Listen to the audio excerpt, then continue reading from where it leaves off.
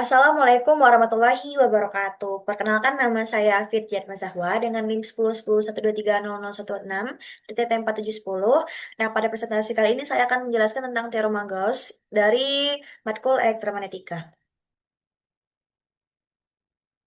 Nah, untuk teorema Gauss itu sendiri, teorema Gauss merupakan salah satu hukum dari elektromagnetika yang termasuk dalam persamaan Maxwell, yang dimana flux listrik total yang melalui permukaan tertutup sebanding dengan jumlah muatan listrik total dalamnya. Nah, untuk persamaan rumusnya itu ada VA sama dengan integral tertutup dari medan listrik vektor E, yang dimana dikali dengan elemen vektor A, atau sama dengan dari Qin bagi dengan epsilon nol. Nah, untuk contoh soalnya itu saya menggunakan pada kehidupan sehari-hari yaitu dari kabel listrik silinder panjang. Nah, untuk pada contoh soal, ada sebuah kabel listrik panjang yang berbentuk silinder panjang dengan jari-jari yaitu R sama dengan 1 cm. Nah, dia itu membawa muatan listrik total sebesar dengan Qn 5 μc yang terdistribusi merata sepanjang volumenya. Nah, yang ditanya itu ialah hitungan medan listrik di luar kabel pada jarak nih sekitar 3 cm nih. Jadi, R-nya itu ada eh, 3 cm. 3 cm. Nah, dari pusat kabel. Nah, pertama kita akan mau diketahuinya. Ini diketahui itu ada Q ini itu dari 5 μc. Nah, μc ini kita ubah ke C, berarti naik, naik, naik, berarti dibagi dengan 5 dikali 10 pangkat minus 6 C. Nah, untuk R-nya itu kan kita kan ditanyakan pada 3 cm.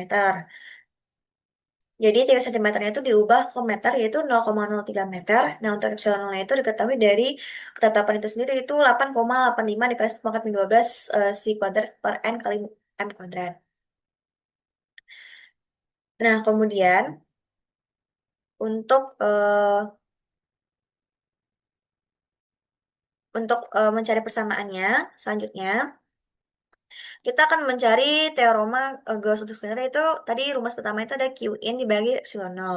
Kemudian kita akan mencari luas kabel yaitu dengan bersama rumus E dikali 2 pi R kali L yang dimana L itu panjangnya sama dengan Q in per epsilon nol. Nah, untuk mencari nilai E-nya itu yaitu dari Q in dibagi dengan 2 pi epsilon epsilon nol dikali R dikali L.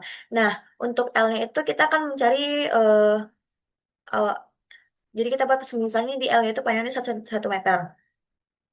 Nah, kan tadi kita udah dapat rumusnya itu dari Q in dibagi 2 pi kali epsilon nol kali R kali L.